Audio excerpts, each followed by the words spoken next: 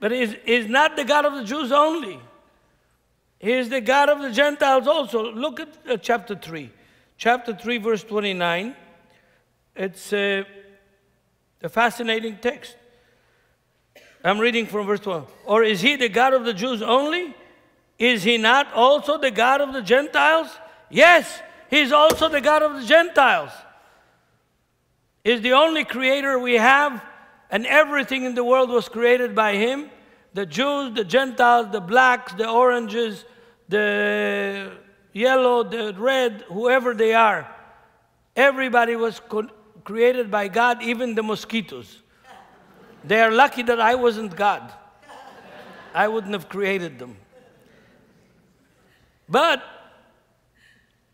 God is the God of the Jews and the Gentiles, the same way. Verse 30, since there is one God who will justify the circumcised by faith and the uncircumcised through faith. Are they justified in the same way? The Jews and the Gentiles according to this text? No.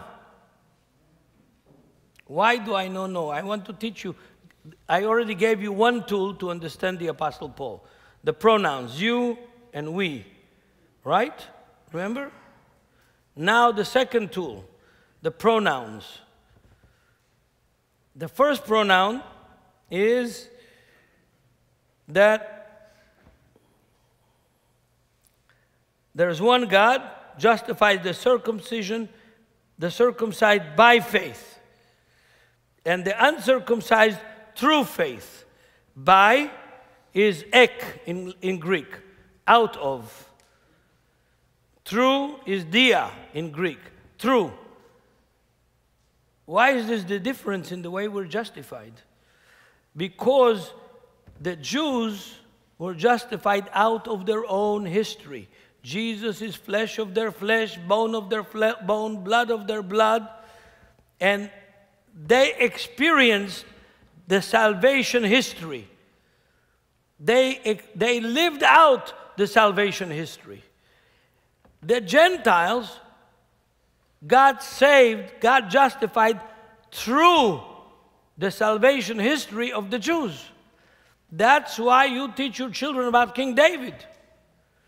That's why you teach your children about Samson and about Abraham and Isaac and Jacob and about the Exodus from Egypt and about the Pharaoh's daughter that saved little Moses from the Nile River.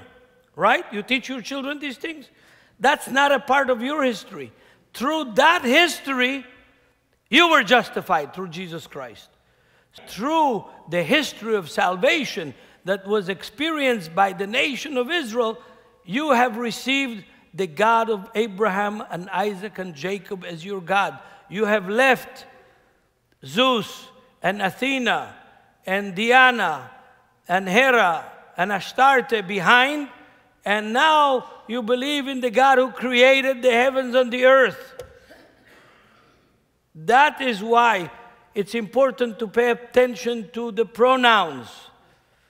And Paul, as a lawyer, is very consistent and very logical, more logical than any of the other New Testament writers, because he studied law.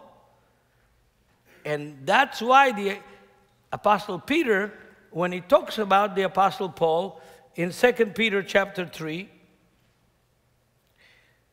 says what he says about the Apostle Peter, about Apostle Paul. We're going to read from 2 Peter 3:14 and on. Therefore, beloved, looking forward to these things, meaning the history developing toward the end of the world, be diligent to be found by him in peace, without spot and without blemish. And consider that the long suffering of the Lord is salvation. In other words, God's patience is waiting for you to get saved.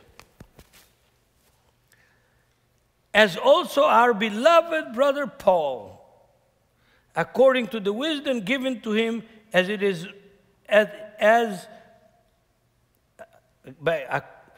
Oh, I'm going back. Also our beloved brother Paul, according to the wisdom given to him, as written to you, as he has written to you, is the context. This is a very interesting compliment that Peter gives to Paul. It's a classical Israeli compliment. A classical Israeli compliment is, you see a woman with a nice dress, you say, hey sister, what a nice dress you have. Did you buy it in the flea market? Yeah? That's a classical Jewish compliment. Peter does the same thing to Paul. He says, yeah, he has wisdom, but to a measure that God has given to him. Limited wisdom. That kind of compliment Peter is giving to Paul here.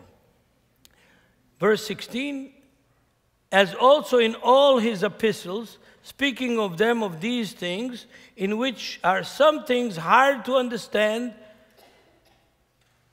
Why are they hard to understand? Because he's a lawyer. I have never read anything a lawyer wrote that was easy to understand. Yeah? And Paul's letters are hard to understand. And they're hard to understand, which untaught and unstable people, the ignorant and crazy people, twist to their own destruction the words of the Apostle Paul. And this has been the history of Protestant Christian theology for 500 years. If anybody wants to turn against the Jews, anybody wants to fight with another denomination or a non-denominational denomination like the Church of Christ, they find from the Apostle Paul good text to fight about. Very seldom do Christians fight about the words of Jesus. The big arguments and divisions in the churches are coming from the Apostle Paul. Why do they not use the words of Jesus? We have four Gospels. Because most of the preaching in most of the evangelical and Protestant churches comes from the letters of Paul. 70% of the pulpit time in evangelical churches is from the letters of the Apostle Paul. From the Gospels, only 10%. From the other letters in the book of Acts, another 10%. And from the whole Old Testament, 10%. That's the statistics of preaching in evangelical churches in the West. Why? Jesus is hard. He's not so kind. He doesn't teach about grace so much. He says if a tree doesn't bear fruit, bang, put the axe to him. Right? He said if somebody comes to the party dressed with the wrong clothes, unclean clothes, what to do about it? Throw him out into outer darkness. Jesus doesn't talk so much about grace. Paul does. Why does he talk about grace? And to who does he address the grace? He addresses the grace to the poor Gentiles. They don't know better. They weren't raised with the Word of God. They were pagan idol worshippers. And at that kind of condition, they need grace. But that grace does not say you don't have to obey God. That grace says you get a ticket to ride, and when you get off the train, you still have to pick up your own suitcase. You still have to learn to serve, to do good works. That's what that grace is about.